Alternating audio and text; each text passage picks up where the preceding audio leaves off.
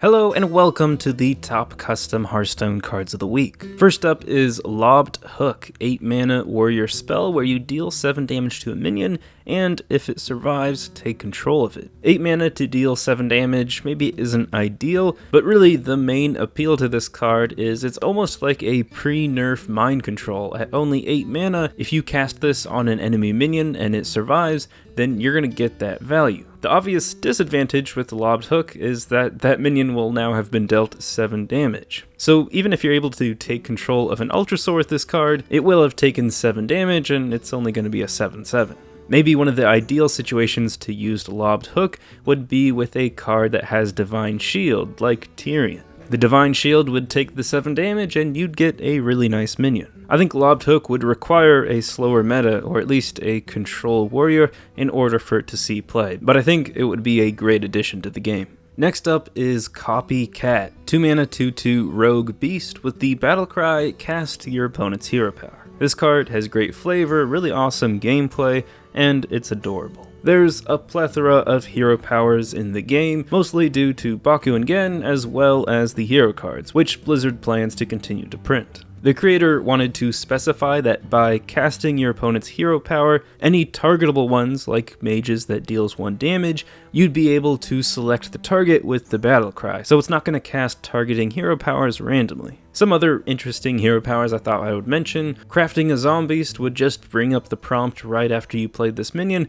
and you'd be able to craft your own Zombeast. The passive hero powers, like Shamans and Rogues, would be a little bit tough, but I would say that Copycat would gain those effects for that turn only. So you'd have a Shadow Reflection in your hand for that turn, or whenever you played a minion, you'd get a random Shaman spell. But probably the best outcome would be something like Jiraxxus's Inferno or Die Insect. I really like the idea of cards that play off of your opponent's hero powers, because while I do like hero cards, I feel like opponents should be able to take advantage of tools to play off of their opponent's powerful hero power. Even if your opponent just has their normal starting hero power, I feel like a 2 mana 2/2 that gives you some sort of extra value is totally playable in most situations. It's a great card, and I'd love to see a card like it in the next expansion.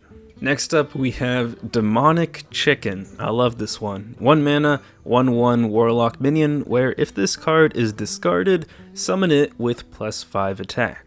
This combines so many things I love. First of all, Angry Chicken, Garbashi Chicken, I love all the chickens. Which reminds me, this should be a beast. Or they could just make an entire chicken tribe of their own. There's discard where with this expansion, it's completely turned around my opinion, and I actually love the deck. And then if you're able to get this discarded, it almost becomes a rager. 6/1 stats is pretty close. So this card is tagged under humorous, but it's still a pretty interesting card. The thing with discard decks is anytime you can discard something that you actually want to discard, it's so much better than any other option. Granted, it would be hard to play a 1 mana 1/1 in your deck, but if you have a lot of discard, you can get this out on the board as a 6/1 for free. And while the Rager stats might be susceptible out on the board, if you discarded this and comboed it with Shadow Flame right away, that would be a really strong play. Maybe to make it more playable, you could get it off of some sort of other card, or you could go the High Priestess Jeklik route, and actually when you discard it, it also keeps a copy in your hand. So I don't know how much it would actually see play in a discard deck, but it's a really fun card.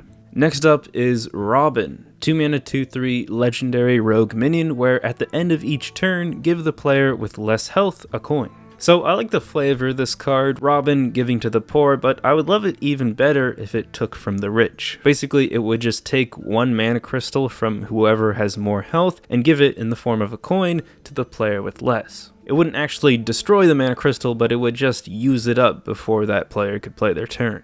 It's definitely an interesting requirement for a card. Playing with health totals is mostly a Warlock type of thing. A lot of their cards revolve around getting to 15 or less health, and of course they have the cards that deal damage to their own hero. So using Robin against a Warlock probably would benefit your opponent more than yourself. I think in the case of Robin specifically, it's hard in Rogue to guarantee that you're going to have less health than your opponent. One of the ways you could try is just by swinging with your dagger into opponent minions. The card could work in a Gadget Zan-like deck, where just getting 1 coin can help you draw quite a bit and ultimately complete your combo and game plan. I think Blizzard should explore end of turn cards that give the players with less health some sort of reward. I think it would better suit classes like Warlock and even Paladin with High Priestess Thekal. They could play on their unique cards to give them less total health, but have a lot of heal or armor in order to still survive. I think Robin is only the start, and I'd love to see Blizzard print some cards and maybe some other classes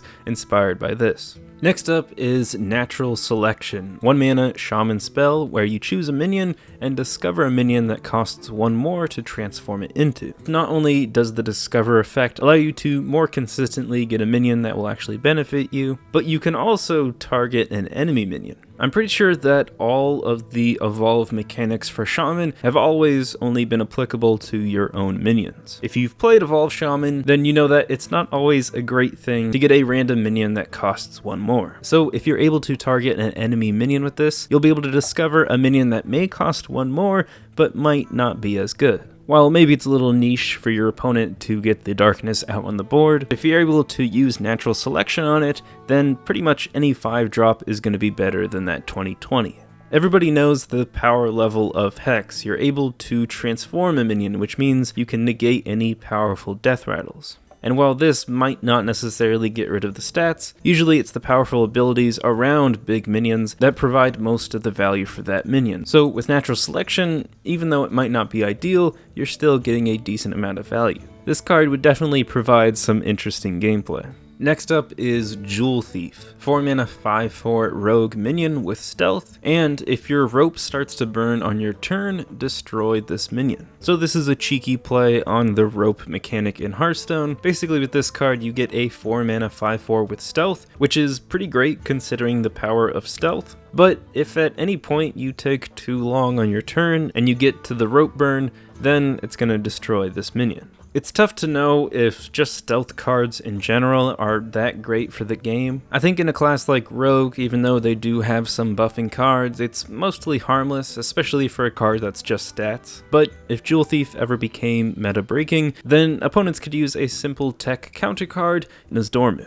Next up is Two-Handed Bow. 2 mana 1/4 hunter weapon with the death rattle, equip a 4/1 weapon. So for 2 mana you get a 1/4 weapon, which isn't really that great. You could combo it with Hunter's Mark, although they already do have the candle, which is a pretty great weapon. But for the most part, Hunter will do what it does best and smork with the 1/4 damage, or if they want, clear a 1 health minion. But the real value and use for this weapon comes with the death rattle. The real strategy of using this card is to just swing every turn and eventually break the weapon and get the death rattle. Obviously you wouldn't want to equip another weapon because the 4/1 would then just destroy the weapon, so you have to go through those 4 turns of swinging away. And when you finally do get the 4/1, you could use it to clear a pretty decently sized minion, or you could go face. With the weapon's full value, it's 2 mana for 8 damage, which is really great. And while it's kind of tedious at the beginning, I think Hunter doesn't have a ton of weapons they need to be equipping, and the value over the 5 or so turns using this card would be worth the cheap mana cost. So if it's not too overpowered, I think the gameplay would be pretty fun. And last up, we have a crazy one, Majordomo Executus. 9 mana 0/7 legendary neutral egg with the death rattle, summon Ragnaros. This card would be crazy. Now obviously 9 mana for a 0/7 isn't that great, but comboing this card with Priest's Death Rattle Resummoning, Undasta, the Cube, and Death Rattle activators in Hunter, you'd be able to get a lot of Ragnaroses out on your board. Now at 9 mana, you can't really do a ton on the same turn. That is, unless you used Meat Wagon. That would be an insane combo and probably why this should not be in the game.